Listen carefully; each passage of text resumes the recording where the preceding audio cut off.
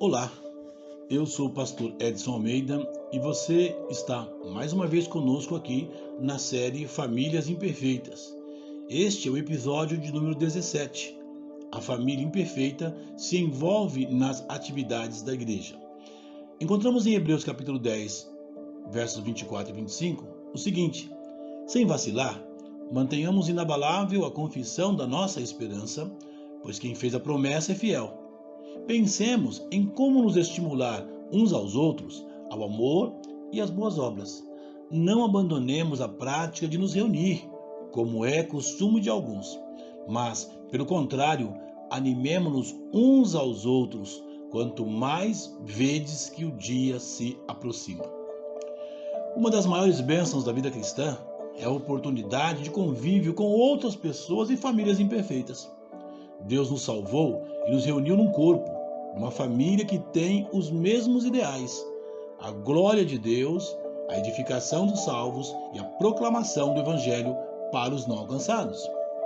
Creio sem dúvida nenhuma que há uma falta de entendimento da maioria dos crentes do significado e importância da igreja.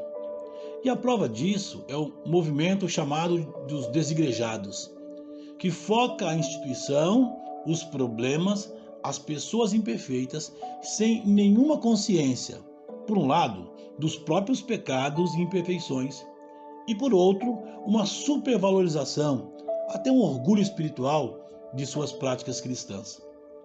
Quando o autor de Hebreus salienta o cuidado para que não seja abandonada a prática de se reunir, seu melhor argumento é exatamente a responsabilidade do ânimo mútuo e do estímulo ao amor e às boas obras.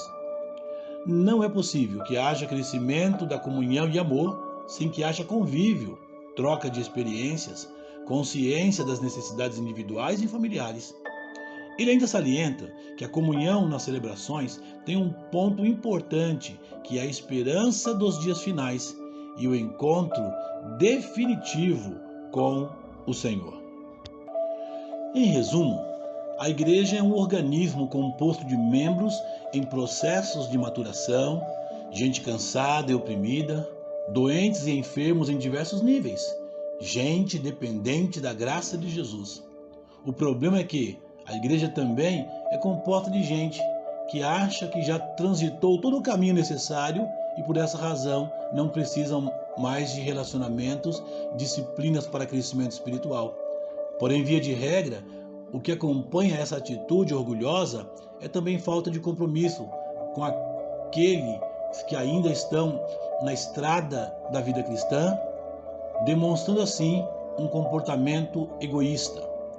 Os salvos são chamados, conforme a orientação bíblica descrita em Colossenses 3, 12 a 17, o seguinte: então, como santos e amados eleitos de Deus, revestivos de um coração cheio de compaixão, bondade, humildade, mansidão e paciência, suportando e perdoando uns aos outros. Se alguém tiver uma queixa contra o outro, assim como o Senhor vos perdoou, também perdoai. E acima de tudo, revestivos do amor, que é o vínculo da perfeição. A paz de Cristo, para a qual também fostes chamados, em um só corpo, domine em vossos corações e sede agradecidos. A palavra de Cristo habite ricamente em vós, em toda a sabedoria. Ensinai e aconselhai uns aos outros com salmos, hinos e cânticos espirituais, louvando a Deus com gratidão no coração. E tudo quanto fizerdes, quer por palavras, quer por ações, fazei em nome do Senhor Jesus, dando graças por ele a Deus Pai. A igreja é a ideia de Deus para adoração, comunhão e proclamação. O que leva uma pessoa a não querer se envolver com o corpo de Cristo? Já pensou que talvez seja a falta de comunhão com o dono da igreja? Depois de refletirmos sobre isso, pare um instante. Oremos sobre alguns assuntos, como por exemplo, ore para que as famílias entendam que a igreja, conforme as Escrituras, é a ideia de Deus. Oremos para que cada membro das famílias se envolvam com as atividades da igreja. Oremos também para que os pais de famílias, como modelos, conduzam seus filhos para a igreja. E oremos também para que a igreja, por meio de seus membros, atenda às necessidades de todos os outros. E peça ao Senhor que o ajude no oferecimento de seus dons e seus talentos para a obra dele, naquilo que nós chamamos igreja.